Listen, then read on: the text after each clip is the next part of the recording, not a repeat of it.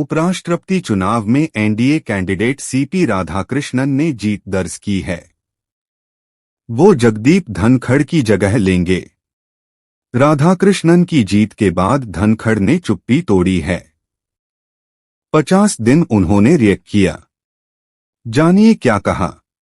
उपराष्ट्रपति पद से इस्तीफे के करीब 50 दिन बाद जगदीप धनखड़ ने अपनी चुप्पी तोड़ी है। उन्होंने अपने उत्तराधिकारी सीपी राधाकृष्णन को बधाई दी है। एनडीए कैंडिडेट सीपी राधाकृष्णन ने मंगलवार को हुए उपराष्ट्रपति चुनाव में अपने प्रतिद्वंद्वी विपक्षी गठबंधन इंडिया के उम्मीदवार सुदर्शन रेड्डी को शिकस्त दी।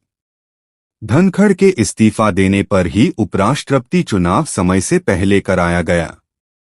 अब एनडीए कैंडिडेट की जीत पर धनखड़ ने रिएक्ट किया है।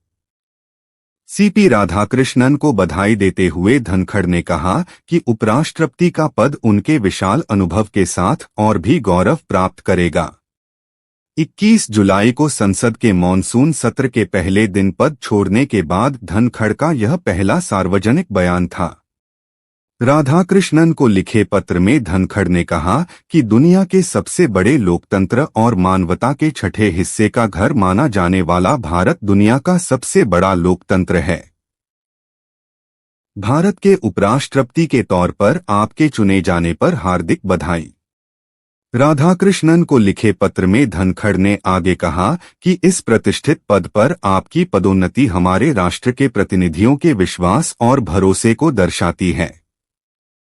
उन्होंने कहा कि सार्वजनिक जीवन में राधाकृष्णन के विशाल अनुभव को देखते हुए उनके नेतृत्व में यह पद निश्चित रूप से और भी अधिक सम्मान और गौरव प्राप्त करेगा। बता दें कि जगदीप धनखड़ ने 21 जुलाई को अचानक ही स्वास्थ्य कारणों का हवाला देते हुए उपराष्ट्रपति पद से इस्तीफा दे दिया था। उनके अचानक इस्तीफे से सियासी बवाल मच गया। विपक्ष ने उनके अचानक पद छोड़ने पर सवाल उठाए थे। धनखड़ का इस्तीफा होने के बाद ही नए उपराष्ट्रपति के चुनाव कराए गए।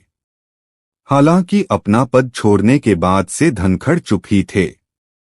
इस दौरान उनकी चुप्पी ने विपक्षी दलों को उनके ठिकाने पर सवाल उठाने पर मजबूर कर दिया।